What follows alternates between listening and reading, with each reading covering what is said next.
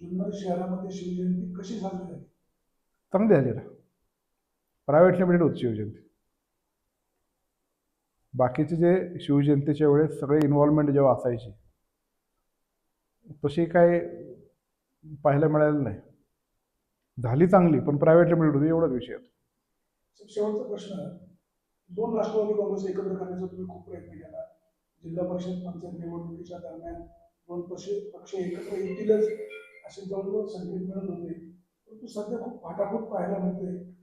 काय पुन्हा एकत्र पक्ष येईल का काय सध्याची परिस्थिती? नाही, फाटाफूट ते वरिष्ठ लेवलला आहे ना. ते पण एकत्र होतील 6 महिन्याने असं मला वाटतं.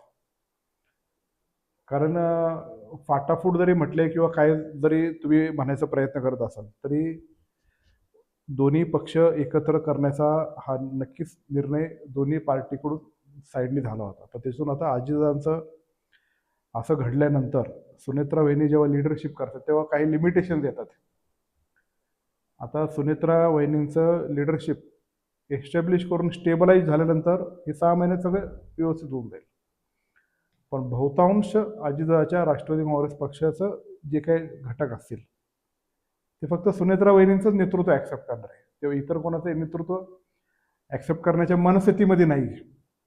म्हणून वहिनींना स्टेबलाइज करणं, त्याला सगळं कंट्रोल घेणं आणि त्याच्यानंतर एकत्रित येऊन पुढं करणं. कारण त्याला वेगळे फाटे फुटत राहतात, काही गोष्टीशी वेगळे चर्चेले जातात. आता ते लेवलला बोलणं हे उचित आहे असं मला वाटत नाही.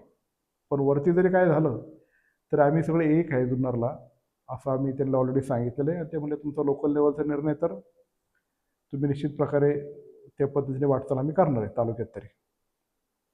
शेवटचा आठवलेला प्रश्न, तुम्ही म्हणाले जिल्हा परिषदेला एक समिती आपल्याला मिळणार आहे. हो. आता ती पूर्व पट्ट्यात, पश्चिम पट्ट्यात, उत्तर पट्ट्यात? कुठल्याही पट्ट्यात, दक्षिण राहिलं एक ते आम्ही डिस्कस करून करणार आहे. प्रत्येक 4 जिल्हा परिषद जे आमचे निवडून आलेले आहेत त्यामध्ये त्या गटातले लोक आणि उर्वरित जे आमचे 4 गट असतील त्या गटातले लोक सर्वांशी सारासार चर्चा करून कोणाचं काय मत आहे की आपल्याला नेमकी कुठं दिले पाहिजे, कुठल्या दृष्टीने आपलं फायद्याचं राहील, किंवा 4ही जण इच्छुक असताना एखाद्याला देत असताना आपल्याला प्रत्येकाला विश्वासात घेऊन पुढं जायला तेव्हा त्यांच्यावर चर्चा केली पाहिजे. अशी डिस्कस करून तो निर्णय घेतला जाईल. तो असा मी तरी अजून काही एका मतावर काय आलेलं नाही.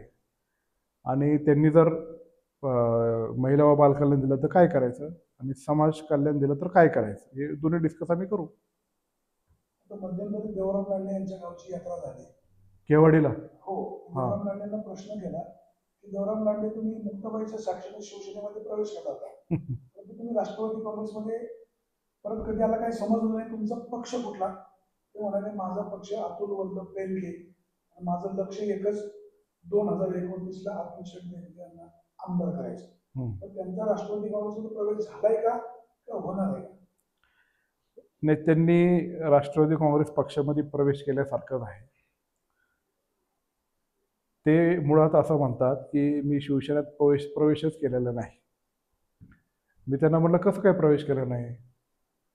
ते म्हणले शरद सोनवणे म्हणतात मी प्रवेश केला नाही म्हणून मी पण केला नाही म्हणतात. आता शरद सोनवणे जर प्रवेश केला नसेल तर देवराम लांडे म्हणतात मी पण शिवसेनेत प्रवेश केला नाही. मग त्याच्यावर काय बोलणार? मग एकतर शरद सोनवणे खोटं बोलतात, नाही तर देवराम लांडे हे बोलतात. ते पण शरद सोनवणे बहुधा खोटं बोलत नाही असं मला वाटतंय, म्हणून देवराम लांडे काही सेनेमध्ये गेले नाही. आता ते राष्ट्रवादीमध्येच आहे आणि आमच्या अनेक मिटिंग्सला ते आमच्यावर असतात.